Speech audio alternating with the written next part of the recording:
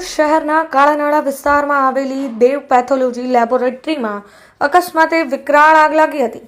સ્થાનિક યુવાનોએ રેસ્ક્યુ કામગીરી હાથ ધરી બાળકો વૃદ્ધોને બહાર કાઢવામાં આવ્યા। કાળુબા રોડ પર સમીપ કોમ્પ્લેક્સમાં આગની ઘટના બની હતી। ફાયર ઓફિસર પ્રદ્યુમનસિંહે જણાવ્યું હતું કે 20 માણસનું રેસ્ક્યુ કરાયું છે। કાળુબા રોડ પર સમીપ કોમ્પ્લેક્સમાં આગ લાગી હતી। આ કોમ્પ્લેક્સમાં મોટાભાગે હોસ્પિટલ છે। કોમ્પ્લેક્સના બેઝમેન્ટમાં આગ લાગી હતી ને પછી આખી બિલ્ડિંગમાં આગ પ્રસરી હતી। 5 ફાયર ફાઇટર અને 50થી વધુ કર્મચારીઓ આગ બુઝાવવાની કામગીરીમાં લાગ્યા હતા। પોલીસનો મસમોટો કાફલો દોડી આવ્યો હતો।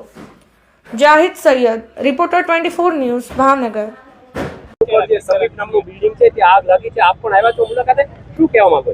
ખાસ કરીને તમે જુઓ તો આ બિલ્ડિંગની અને હોસ્પિટલની કેટલી બેદરકારી કહેવાય।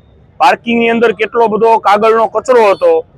એના હિસાબે આ શોર્ટ સર્કિટથી જે કારણથી આગ લાગી હોય, અહીંયા ફાયર સેફ્ટીની સિસ્ટમ છે તો ફાયર સેફ્ટીની સિસ્ટમ મને ચોક્કસ જોવામાં એવું લાગ્યું કે ફાયર સેફ્ટીની સિસ્ટમ બંધ છે। અને ખાસ કરીને જુઓ તો 8 થી 10 ટુ વ્હીલ અને 2 4 વ્હીલ બળીને ખાક થઈ ગઈ। આ તો સદનસીબે આટલા દાખલ બાળકો હતા, બીજા હતા, સદનસીબે આ રેસ્ક્યુ ટીમ ફાયર સેફ્ટીની આવી અને બધાને બહાર કાઢ્યા। નહીતર આનો કેટલો મોટો બનાવ બને, ભાવનગર માટે કેટલી કલંકિત ઘટના કહી શકાય એવો બનાવ બનતા રહી ગયો।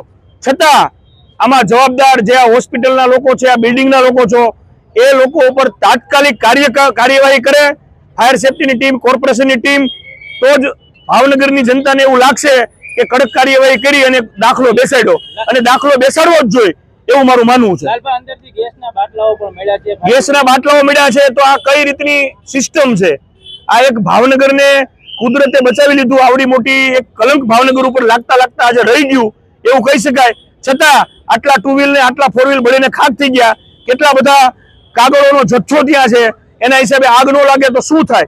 એટલે આવા બે જવાબદાર જેટલા હોસ્પિટલ છે, બે જવાબદાર આવા બિલ્ડિંગો છે, એના ઉપર કોર્પોરેશન તાત્કાલિક કાર્યવાહી કરે અને આગામી દિવસોમાં આગ લાગે ત્યારે કૂવો ખોદે એવું ઉદાહરણ જે બને છે એવું બંધ કરાવે।